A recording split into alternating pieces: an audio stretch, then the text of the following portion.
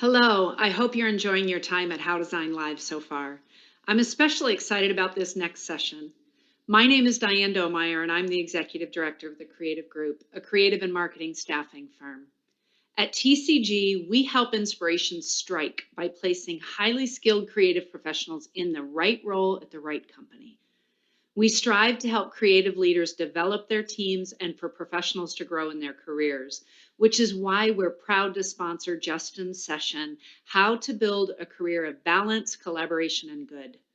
Justin Ahrens is an inspiring leader in the creative industry, and he not only knows the business of design inside and out, but he channels his expertise to causes and work that he's passionate about. I know Justin will have great insights to help you take the next step in your creative career. Thank you, Justin, for sharing your expertise.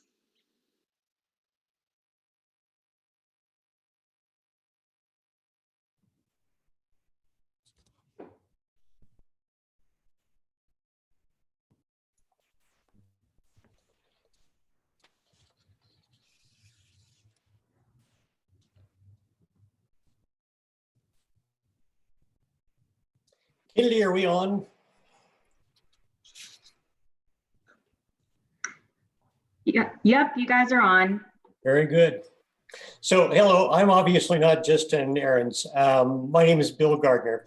I'm with Gardner Design and Logo Lounge. However, I know Justin well enough that I know his entire presentation and I can actually no, I take that back. I really don't. So welcome to the session on how to build a career of balance, collaboration, and good. And if anybody's good, it's Justin.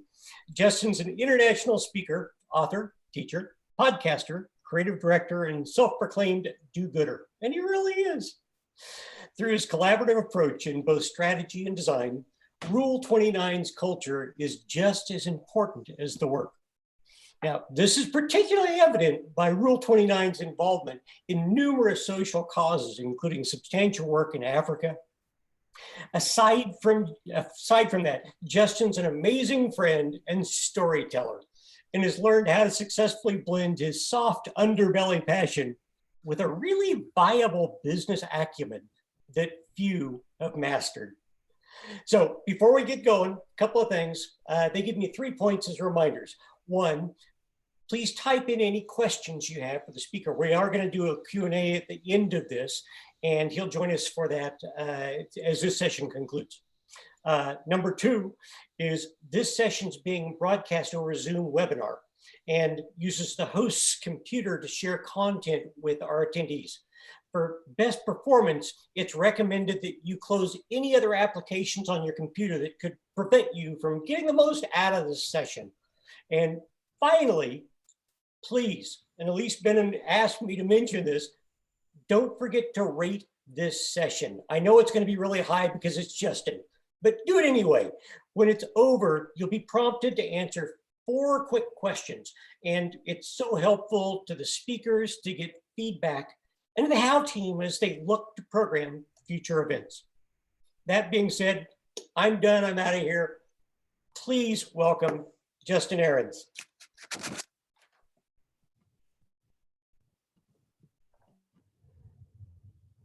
Thank you so much, Bill, for that gracious introduction. I really appreciate it. And thank all of you for joining me virtually on this talk. You know, I've had the ability and opportunity to give a few of these, and I'm just feel very honored to be here again. And, you know, when I was thinking about this talk, it actually happened last year, right after I presented in Chicago, because 2020 is my 20th anniversary year.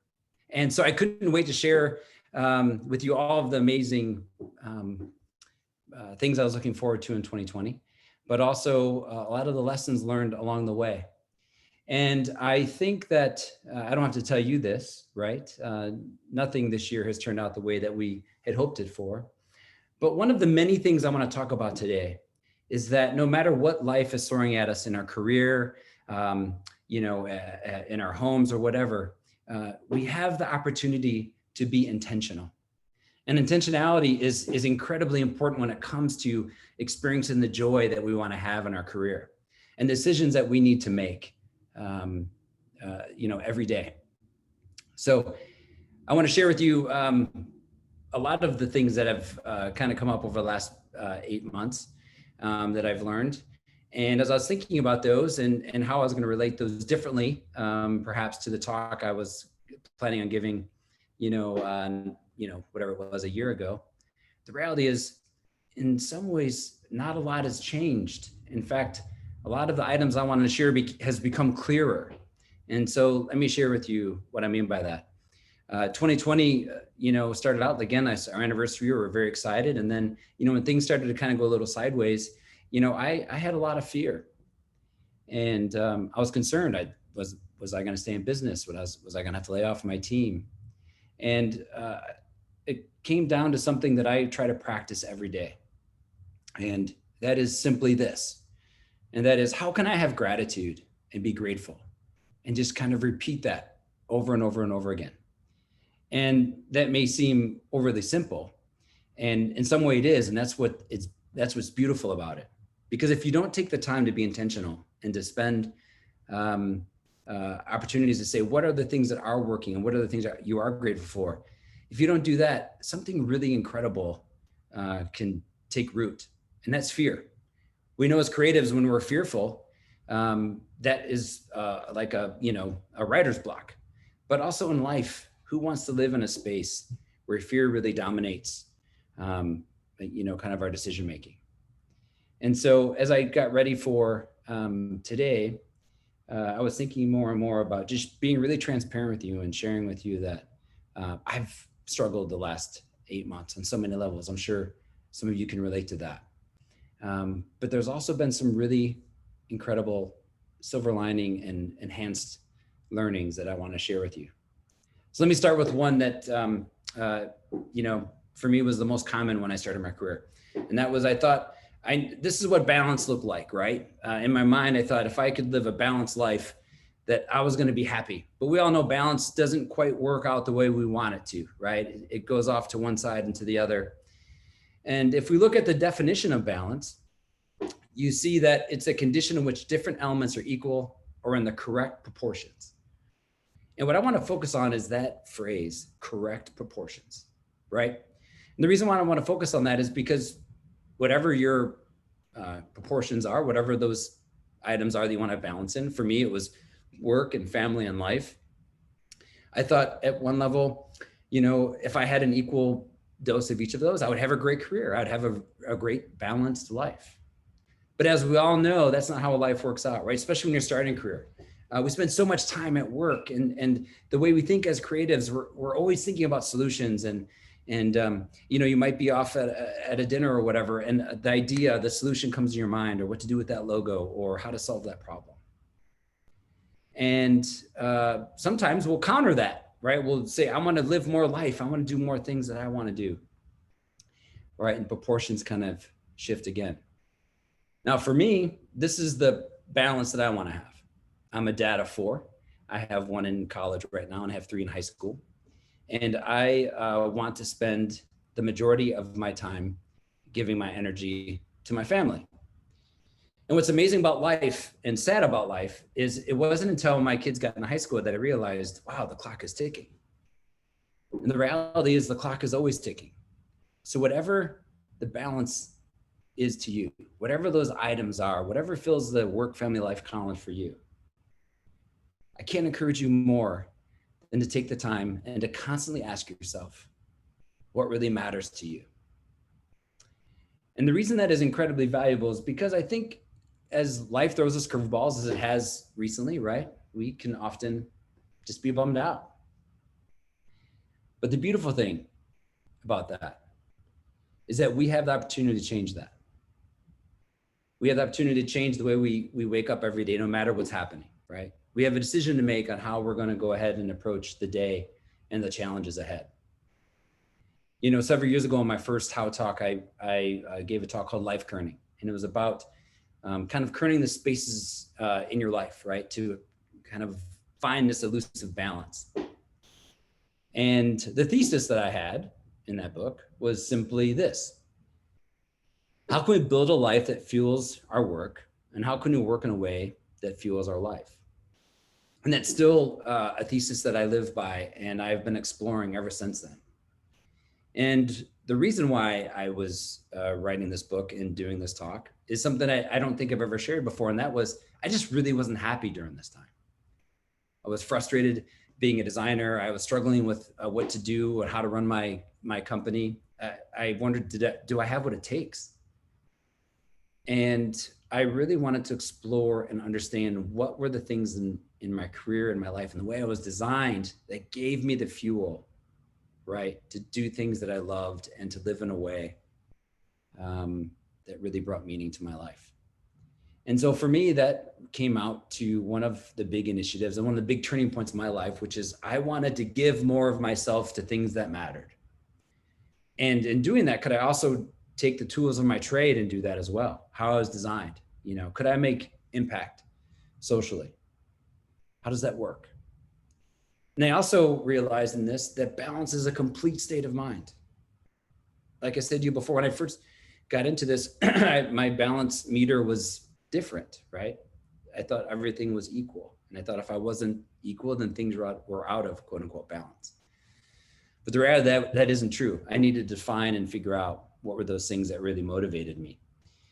And one of the outcomes from that exercise was I started doing work, and I started getting the opportunity to travel the world and talk to people about what are you doing to make impact? How are you changing your world, whether that's your world just right around you in your local community or somewhere else around the world. And as I've explored that the last 11 years, it's taken me some really cool places. And it gave me opportunities at How to be the cause of How, with Wheels for Water. And this talk isn't about that, but what it is about is during those things, what I learned was something really profound. And that is, if I wouldn't have been honest with myself, if I wouldn't have stood back and said, what is it that I really want to do, right? How can I live not someone else's idea of me or the work that I wanted to do? How could I live a life and do the work that really was something that mattered to me? And what would sacrifice with that? Because in that balance, whatever you decide to do, if you want to have a career where you work all the time, that's great. There's nothing wrong with that. But you're probably not going to have as much family time or your time, right? And to make those decisions, it's not easy. In fact, it's really hard. It's like going to the gym, right? You have to have practice and discipline to continue to pursue those things. You have to, like I said when I started this talk, you have to be intentional with those things that are most important to you. And that's really important when it comes to our career, because when you decide what that ratio is for you, how you want to approach that, there's risk involved. When I started doing this work and traveling around the country and stuff, it was really exciting. And I told myself that I was doing something great. And I think I was, but there were times where that got out of whack. There were times I was, missing my kids' football game or not being present for my family, my marriage. And so you have to have a discipline of constantly figuring out the journey you're on, right? It's not so much about becoming anything. Maybe it's about becoming all the things that aren't really you. Let me share this illustration a little differently. Often when I get kind of confused, I go back to, or I challenge myself, I go back to when I was a kid. Some of you may know this about me, but when I was a kid, I had a season of life that was really tough. And if it wasn't for design and creativity and reading and all that sort of thing, I don't know if I'd be here today. So here's an example of a little illustration. I was a nerd. I read Greek mythology and all the kind of sci-fi stuff, and I was drawing this. And, I love just kind of documenting that. Of course, you can see my early brand prowess right there. But when I was doing these things, something happened that was really challenging. And that was my family loved my sketches because I was able to draw fairly well as a young age. But then they started giving me all these art books, right? And I look at these books of the masters and things looked so beautiful and seemed so beyond what I could do. And so I thought success was when I was able to do that kind of art, or success was when I was able to do the kind of design that was in communication arts or how or print or whatever. And the reality was, if it wasn't until, moments like we're dealing with right now. And hopefully we don't need these moments to have this discipline, but to be intentional and see, what is it? How am I looking at things? How am I thinking about what's happening, right? And actually taking this time to change your thoughts. And what we mean by that is when you change the way you think about something, you literally can change your own world. When I realized that I didn't have to design every day, didn't have to code this or do that, but I could actually be creative by helping my team be more creative. I can help my team find solutions. I could, creatively problem solve my clients' challenges. I could be creative with the way I ran my business, right? And helped build our culture. I'm no less of a designer doing that than I am, pushing pixels every day. So change your thoughts. But here's the challenge with that. The challenge is that our brain kind of works against us in this situation, right? So our brain has a tendency to more or less kind of want the wrong things. It takes all this data, right? And then it says, hey, this is what you need to do that would make you happy. It wants to burn the fewest calories, take the easiest path from A to Z. And that can be super challenging. And it also makes decisions based on different reference points. And once you get to know this, it's actually really interesting. So one of the parts of the last 8 months that's been really interesting is I've been doing a lot of online just classes and kind of trying to influence different ways of thinking. And so I took this class. If you have a chance, it's Yale's most popular class. It's called The Science of Wellbeing. They gave it free, and it may still be free right now, but it's a class given by Professor Laura Santos. And it basically reveals the misconceptions we have about joy and happiness and the things that we want in our career. So I just have 2 examples to share with you. So this one here is, they did a test with a large people set. And they basically asked, hey, what would make you happy? And they said, would it be more money? Would it be a better job? Would it be a bigger car or a bigger home or whatever? And then they asked other questions about community and travel and experiences. And more times than not, in fact, the majority of the time or every time, experiences were more valuable, made us more happy than having more money or having a bigger house or having a different job. And that often isn't how we're programmed, right? We feel like I need to get more money or work at a different place. And those things may be true, but it isn't going to be the majority of the answers. In fact, it's a time that we're able to be in community and to have experiences where we really can find a deeper joy in what we're doing professionally and personally. To say it differently, how our brain works. So this is called the Ebbinghaus illusion. And if we're together, I'd ask, hey, raise your hands if you think the orange circle is bigger, or raise your hands if the right circle is bigger, right? And our mind would make reference points, right, based on what the data that it sees in front of it. And most of you would say it's the one on the right. Well, the reality is they're the exact same size. And the point of showing this illustration is that our brain is quick to make decisions based on the things around it, right? So to have the intentional discipline to sit back and really try to understand what you're looking at is so, so valuable in making decisions in anything, but especially when it comes to your career. Let me share with you the same point, but in a slightly different manner. This is one of my favorite stories I was told years ago, and I think I may have shared this before, but it's a story of an eagle or a chicken. So a farmer was walking down his path one day and he found an egg, and he took this egg and he put it in his chicken coop. And the egg was an eagle egg. So when the eagle hatched, it walked around and saw everyone around him was a chicken. And so he did what chickens did, right? Chickens can only fly a very short distance. And so he only learned to fly a very short distance because he thought that's what he was supposed to do, right? And that's all he thought he could do. So as a consequence, that was all he was able to do. One day, the eagle saw a bird up in the sky, and he looked over at his little chicken buddy and said, "What is that?" And he said, "That's an eagle, the king of the birds. He belongs to the sky. We're chickens. We just belong on earth." And so he lived and died as a chicken, for that's what he thought he was. And I remember when I first heard that story, the speaker turned around to me and he simply asked me, Justin, are you living as an eagle or a chicken? And I'll ask you the same thing. I ask myself this all the time, actually, when I'm thinking about, kind of where I'm at in life and what are the next steps for my career. One of the greatest eagles that I've been able to be acquainted with, I met through our podcast. We have a podcast called Design Of. If you like podcasts, please check it out. And I was able to interview a woman named Kathy Eldon. And Kathy is the mom of Dan Eldon there on the left. Kathy had two children, Dan and Amy. And she was an incredible, well, she still is an incredible creative. She's a journalist, writer, filmmaker. And her and her husband took her kids to Nairobi, Kenya. They grew up in Nairobi and their life was incredible. They had artists and like scientists and, all kinds of scholars and politicians come through their house and influence their talk around the dinner table and the things they looked at and how they saw the world.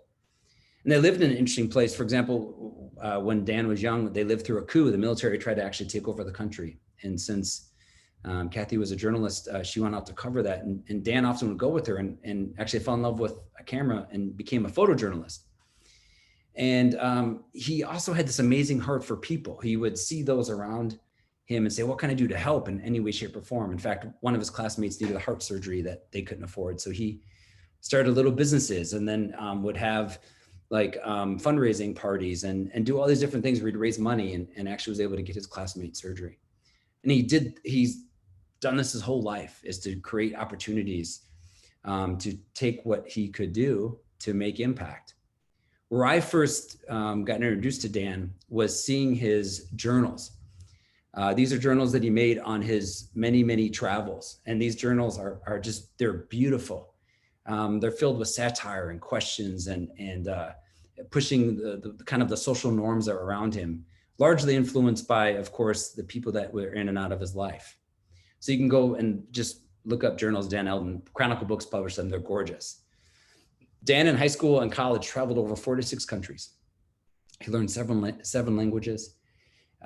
He would take time off from school. And in fact, he bought a Land Rover and kind of came up with this concept of safari as a way of life.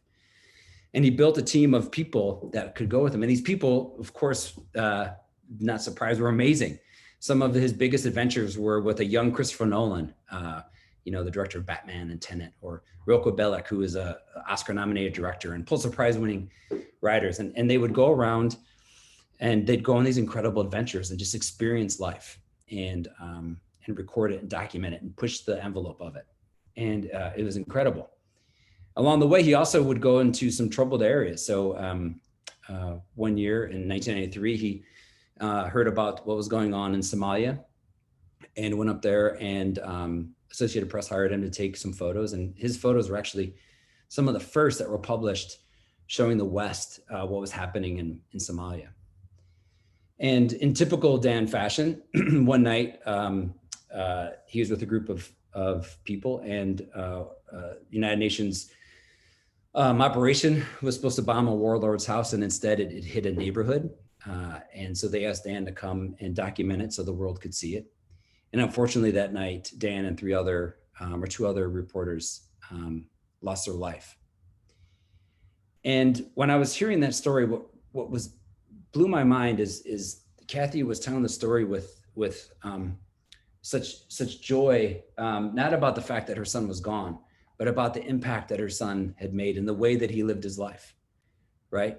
He had a mission statement, and I'm gonna read it to you. And it was called Safari as a Way of Life, to explore the unknown and the familiar, distant and near, to record in detail with eyes of a child any beauty, horror, irony, traces of utopia or hell. Select your team with care, but when in doubt, take on some new crew and give them a chance. But avoid at all costs fluctuations of sincerity with your best people.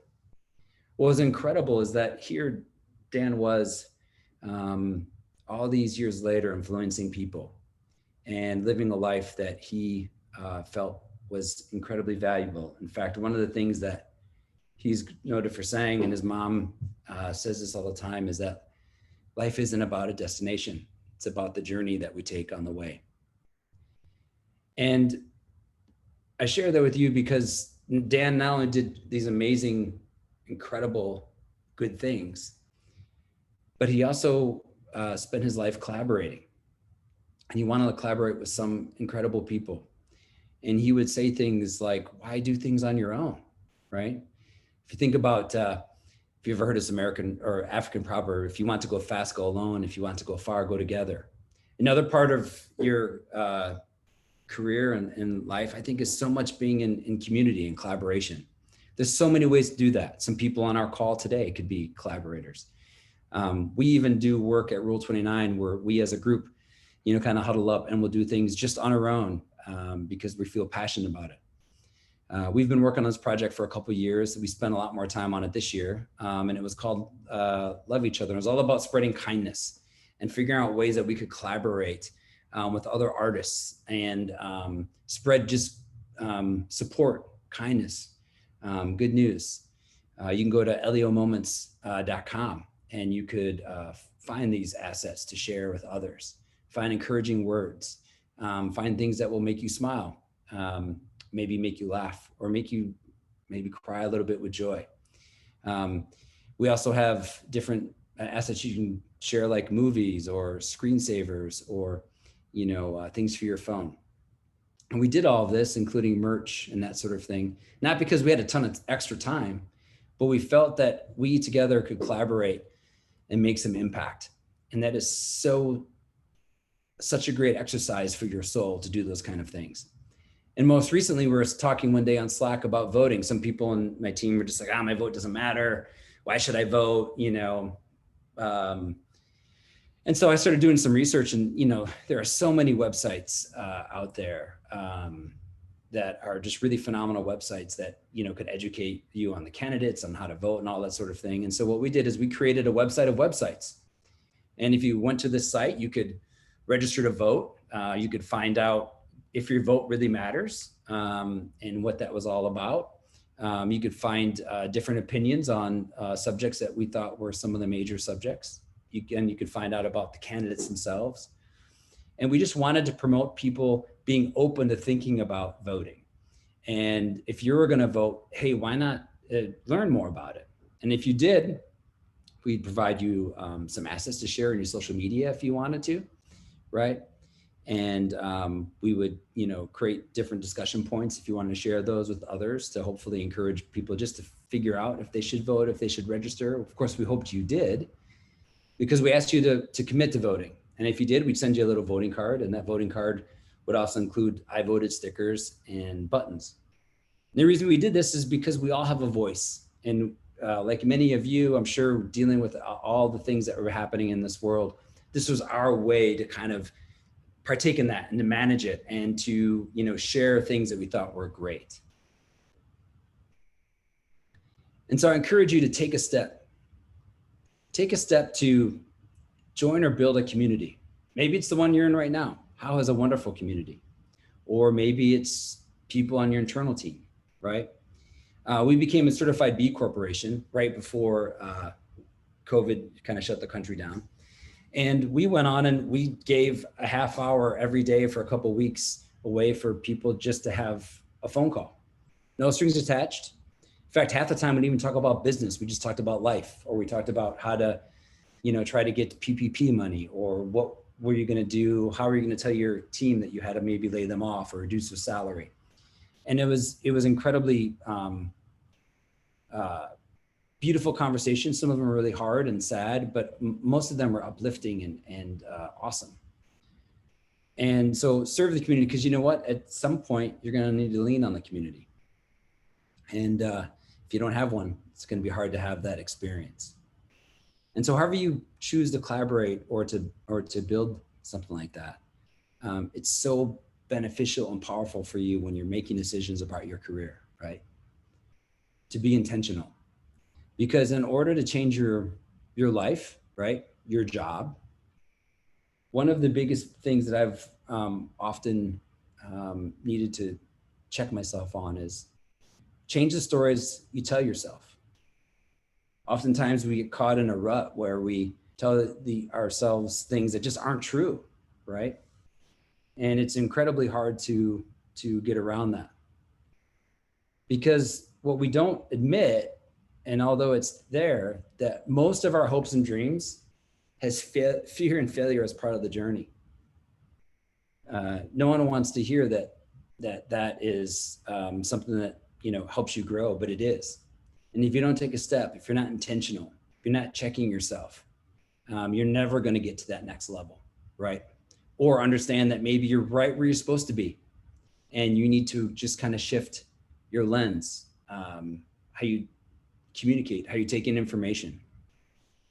And so in closing, I just want to say, don't stop, no matter what's happening right now. Don't stop. Fear will go away. Things will change. Be honest, be vulnerable with the things that really matter to you, right? You can make all the decisions you want, but if you're lying to yourself, it's not going to work out the way you hope it to be. And you know what? Be brave. It's hard to be honest with yourself, right? And to take those steps, but you can do it. And just keep doing it, right? Be intentional. Keep looking at yourself and the things around you and figure out what are the things that really are giving you an opportunity to be your most authentic self. So with that, my friends, it's been great to talk with you. Thank you so much for joining my session today.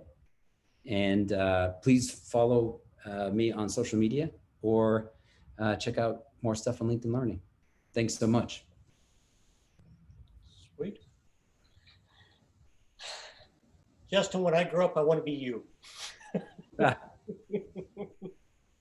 Thank you. No, really. I mean, you always have so much giving in your heart and in your company.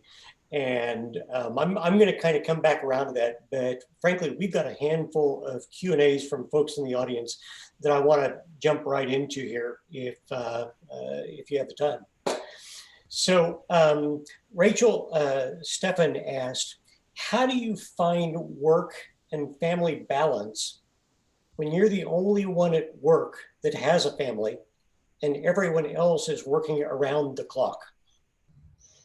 Yeah, that's a really great question. And I think there's not an easy answer to that, right? So as I was talking about earlier, I think sometimes the decision may be how you approach something, or the decision is maybe that's not the right spot for you, which is a really scary, hard thing to do, right? It's not like there's a million jobs around right now. But I would say to have the courage to talk about the space that you need with leadership, and maybe give them alternatives on how you can, show them that you're committed and do your job at the highest level. But also say that I'm a better designer for you. I'm a better creative. I'm a better human being for you when I can be there for my family. And I need that. Sweet. Hey, so here, John Monroe wins the super easy question, and it's going to prove whether or not you put your presentation together or somebody else did. He's asking, what's the serif font you used? It's lovely. It is called Latin Pro. It's an Adobe font. Sweet. Good to hear. Madison Fuji says, do you think that there are types of people that you've kept in your network, your support system, such as a mentor? And if so, who are they? Yeah, I've always been a person that's looked for wisdom. I don't think I would have said it like that when I was younger. I looked at people that I admired, that I thought had the skills or the experience that I really wanted to understand. And so I remember I just was telling Bill before the session, I got back from Arizona. I was there just for a few days up at a cabin of a friend of mine I've had, who was a vendor of mine 25 years ago when I started in design. And he was a print vendor, and he came over to me and was telling me how I was screwing everything up. And over time, we became just dear friends. And he's become a great mentor for me on not only business, but life. And, the things that are similar is we kind of look at the world in somewhat the same way, right? He knows my family and what my values are, and vice versa. And so we're often there. He's one of 5 people that I talk to him almost every day, but I talk to monthly, and we share things, and very transparent and vulnerable. And you have to be willing to take the hard hits too, when someone who gets to know you is really honest with you. But thanks, Madison. It's a great question. Hey, Justin. So talk for just a minute about you've got a really wonderful office. I know many of the people that you work with, and sometimes being charitable, dealing with social causes comes from the top down. Sometimes it comes from the bottom up. Your group seems to work pretty well as a group in following many of the efforts you take on. So how does somebody that wants to have to kind of follow some of your examples, but maybe isn't at the top, introduce it to their office, or vice versa? Yeah, that's another great question. I think, in full transparency, I think a lot of the things that happen here, I may bring into the circle, or others are talking about, but I'm open. They know I'm open, right? So that is beneficial. But let's talk about the voting theme, for example. Mm-hmm. That was a Squarespace site, right? It cost us, I don't know what Squarespace cost, $25 a month or whatever. And a bunch of us got together and put that together, right? So you could do that with any of your coworkers, right? And you can create a project like that, somewhat easily. But it started with the fact that we all had questions and either beliefs or disbeliefs in the election process. And it started with us honestly exploring what was out there for us to be educated. So I think no matter where you are, there is an opportunity for you to do it, especially with technology today. But I think it goes back to that conversation is, why do you want to do it, right? What is in it for you? And once you have that answer, I think that can give you a lot of guidance on where to start. Good answer. Hey, by the way, Rachel Tran chimed in and says she was also admiring the serif font. Thanks for sharing. Man, good type selection. So Anna Maria Mesa says, can you recommend any inspiring book about to complete this inspiring conference? Either yours or any others. Well, of course, I would say Life Coding. No, I'm just kidding. It's on Amazon. No. Yeah, I read a ton of books on this, and so there's a lot of different ones to look at. Depending on where you're at, there's one that's great called it's a classic. It's The Power of Positive Thinking. That is one there by I can't remember the author, but that does have a faith perspective. So if you're not into that, then that may not be something you want. And then actually, I've been the Yale course, The Science of Being or Happiness. That is awesome.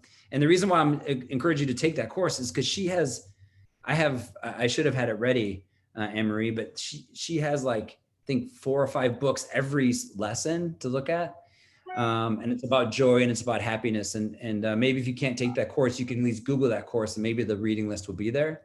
But that is, I now have 5 books from the course that I have to start, and that will be my winter hobby, is to read those to continue this line of thinking. All right. Hey, so we're starting to get to the end of this, and I've got just one more thought. If you've got to walk away from this with one basic thought, what is that, Justin? I tell you what, I wish I would have learned this earlier. And I think it's going to be different for everyone. But we have this sort of complex as creatives that we buy into a story of who we're supposed to be or what kind of work we should do and all that sort of thing.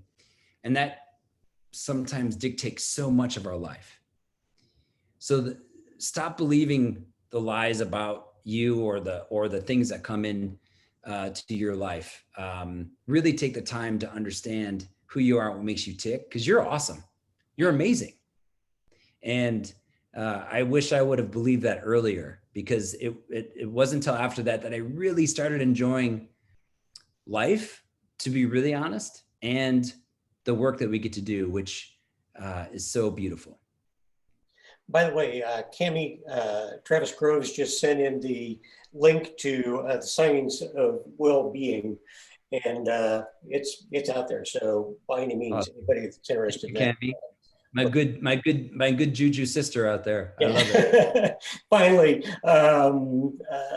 David Calvert made the nice comment. This content is awesome, uplifting in a time when we all need to hear it.